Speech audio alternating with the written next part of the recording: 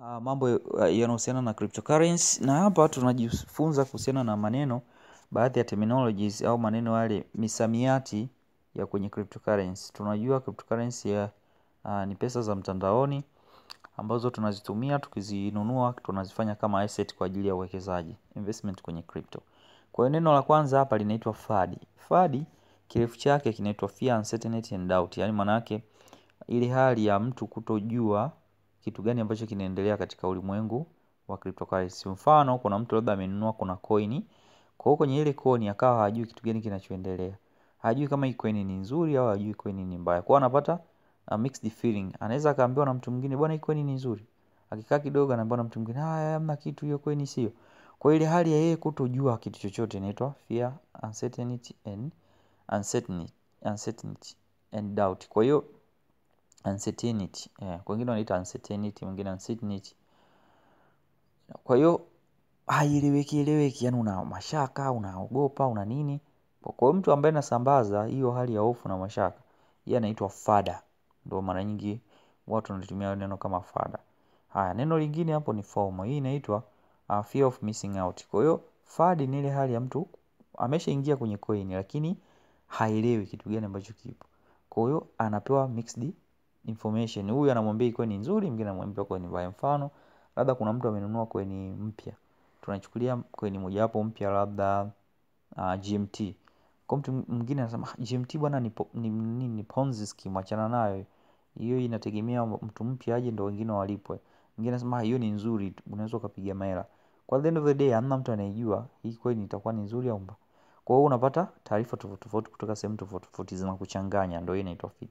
Kwa hiyo anayetoa zile taarifa za mixed feeling yeye anaitwa fada. Kufada yani kama huku mara nyingi kwenye crypto tunatumia kama ule mtu anatoa taarifa negative mara nyingi. FOMO ni fear of missing out. Hii ni ile hali ya mtu kuwa na wasiwasi kwamba coin fulani imepanda, haiwezi kushuka tena. As you know, kwenye crypto anything which goes up must come down. Kwa hiyo ile ups and down huku zipo za kutosha na ndio watu wanazopigia hela. Kwa sasa mtu mwingine anaweza akawa na hela, alafu kwa mfano anaona coin inapanda, mfano Bitcoin ikawa ina gain momentum, inapanda. Anasema hii inaendelea, hii itaenda. Kwa hiyo ikifika mbele huko mimi itanipita. Kwa mfano kama saa hizi Bitcoin labda inacheza kwenye $20.21, ikiwa inapanda, haiwezi kushuka labda $20 au 18 au 19 nikanunua. Hii itaendelea mpaka $30. Kwa hiyo katumbukia pale ukashangaa kwenye $22 au 23 ikaporomoka zaidi mpaka $20. Kwa hiyo ndio inaitwa FOMO, fear of missing out. Hodli hili neno walini mispronounce kutoka na neno la hold, kama ile hold kushikilia kitu, kama hapo unavyoona ndani yake inaonyesha kama mkono ambao unaonyesha nguvu. Hii ni hali ya maana yake ni hold on for dear life, hodli. Hii maana yake ni nini? Maana kubwa ya hii ni kwamba ni mtu yule ambaye anafanya nini? Anashikilia kile kitu kwa muda mrefu na anaamini bwana kama hii coin ni nzuri. Mfano watu walionunua Bitcoin toka mwaka 2010 ambao ni wachache sana walishikilia mpaka leo, au watu walionunua Ethereum toka mwaka 2015, 16 mpaka leo wakaishikilia. Maana yake wale walioishikilia wamepata utajiri sana. Ndio maana ile neno limekuja la hodl. Kwa sababu gani? Kwa sababu kubwa, kuweza kuwawezesha watu wote ambao wana invest kwenye cryptocurrency waweze kuwa mamilionea ndani ya kipindi, ndani ya mwaka, ndani na chini ya miaka 10. Morning ni ile hali ya coin kuweza kugain momentum au price kuongezeka, ndio inaitwa morning. Mara nyingi huwa tutumii nembo ya moon au nembo ya mwezi, huwa tunatumia mara nyingi nembo ya rocket ambayo inapanda juu. Neno linalofuata ni fiat. Fiat hizi ni zile pesa ambazo zinatolewa na serikali yoyote ile, kwa mfano dola, US dollar, labda GBP, pound sterling. Unaweza kukuta labda Tanzania shillings. Hizo ndo zinaitwa fiat. Hela zote zinazotolewa na government yoyote inaitwa fiat money. Whale kwa Kiswahili ni nyangumi. Nyangumi ni ule samaki mkubwa kabisa, au ni mnyama mkubwa baharini. Tunaweza kusema samaki ni mnyama mkubwa baharini. Kwa hiyo ni yule mtu ambaye kwenye cryptocurrency ana crypto kubwa, yani wale matajiri kibongo, yani tuseme kwa lugha ya mtaani tunaita mamilionea, marich. Kwenye crypto sisi tunaita mawhale.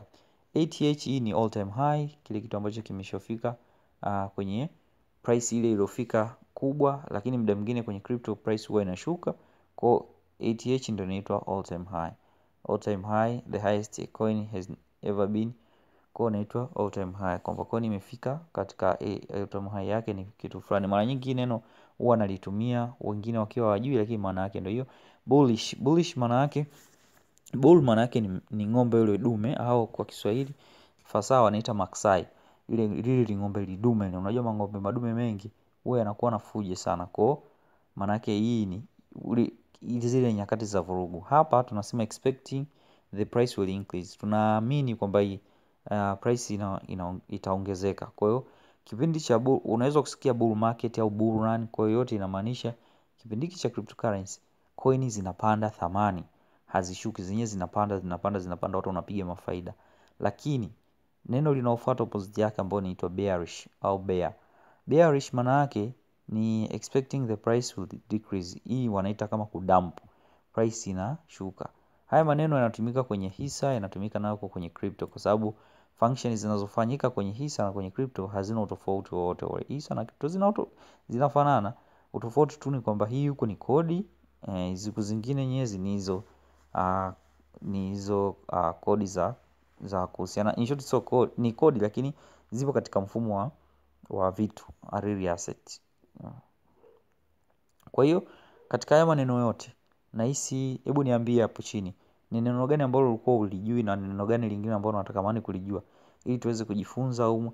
Na wale wote ambao wanahitaji kujifunza crypto 101, jinsi gani kuwekeza kwenye cryptocurrency, ujui nini maana ya cryptocurrency, achana na hayo mama platform yote mtakuja kulia.